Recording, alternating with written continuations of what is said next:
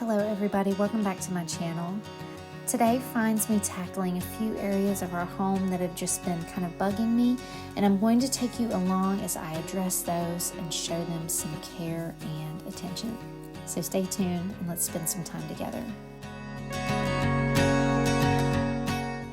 Okay, so I'm going to start by doing one of those household tasks that we all must do, and that is emptying the trash. I love our kitchen trash can. I really do. I know that is such a random thing, but initially when we moved into the little house, I was going to choose a basket and settle a trash can down in this. This is something I had seen someone do on Instagram, but I really worried that that was going to create odors in our house, and we live in such a small space anyway. So this trash can has been wonderful. It is the Simple Human brand. I found it at TJ Maxx, so it was a great deal, and it really blends so well with our island here. So I'm just starting out by cleaning that after I take out the trash. One thing about me is that I cannot stand the actual trash can to be dirty whenever you open it, so I try to keep that clean. So I am moving on to our pantry, and while I work, I'm going to have a snack. My friend sent me these Go Macro protein bars, and these have just been a really great thing during this season, something that I can eat quickly and that is nutritious that I can have with one hand. So I've mentioned this before, but most areas in our home are not a one-time fix. Often they need to be tweaked and altered as life ebbs and flows. Our pantry stock is always changing, so the storage needs of that are going to change as well. And they're going to need some maintenance from time to time. I usually do address this as we put away groceries, but there are a few times a year that it really needs some deliberate attention. So the bins that I just worked on were kind of the easier bins, the snack bins and the candy bins. Actually, I'm going to link a video from last year where I talked about summertime snacks. These are the boxes that those macro bars came in, and I started to throw them away, but I actually thought they would be useful for storage in the kids' room, and actually my son is already putting Legos in one of them, so I try to be mindful of those things when I can. I have found that these two bins give me the most trouble, and I think it's because our family kind of forgets what the purpose of these bins is, me included.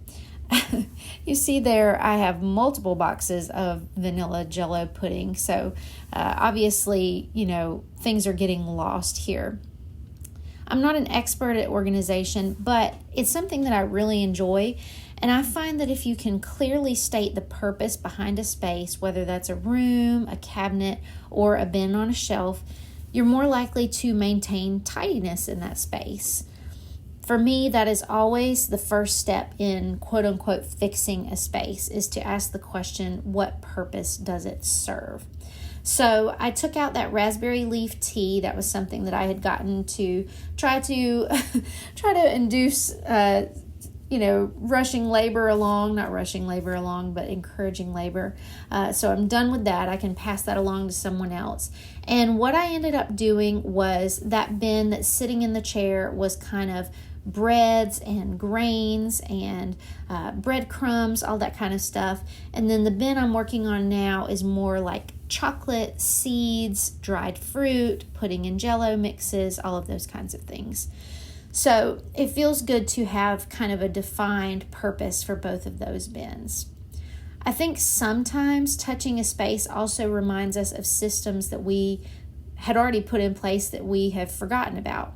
So this was one of those. I had put this pasta into a glass jar and had totally forgotten about it. So doing this was able to remind me of that, and it eliminated a box from the pantry. I also came across this unopened jar of molasses. It really could be better suited going with honey and my other sauces, kind of putting like with like. I found 2 yellow cake mixes, and these can go to our overflow pantry, which is kept in our shed. I love this little vacuum. So whenever I get done with a task like this, I always love to vacuum and just start with a clean slate. This is by far my best yard sale find of the year. I will link the video down below that includes this, the haul from whenever I found this vacuum. You won't believe what I paid for it. All right, so here is just kind of an overview at what I eliminated. Some of this is trash. Some things like the raspberry leaf tea are things to give away. Some things were for a picnic the next day, so I went ahead and packed them in the car. And then some things were trash. So I'm just setting to work, kind of putting those things where they belong. And these kinds of tasks, it can feel big, but I just try to work a little at a time. I take breaks if I get overwhelmed. I'm not someone who decants everything from its original packaging. I think to a certain extent that can be exhausting, and you're constantly working against yourself. But I do think that there are things that you can decant, and it will cut down on visual clutter and add beauty to the home and also to the cooking process. So again, I'm just going through and throwing things away, flattening boxes, taking things out to the shed, and just fixing this pantry. So I've been bothered by this corner of the kitchen for a little bit. This fruit stand, it can easily just become a landing zone for medicine, random toys and trinkets, things that need batteries or repairing of some kind. So I wanted to address that today. So I'm starting out by putting some dishes away. I had used the Instant Pot the day before, and so it was just waiting until the insert was clean so I could put it away. I have some little vases for flower arrangements, and those can go out to the shed. And I've had various vitamins and medicines that have collected here, and I've just decided to move those to the medicine cabinet. I really think that makes more sense in our home, so that's where they're going to stay. I also came across this crown. It belongs to my daughter, but as I was looking at it, not only is it broken, but it's also missing a stone, and she has plenty of other dress-up things, so we're just going to let that go, and I really don't even think she's going to remember it. It's just not worth fixing. So now that that's out of the way, I'm just going to take these bananas. They are spotty and beyond when I like to eat bananas.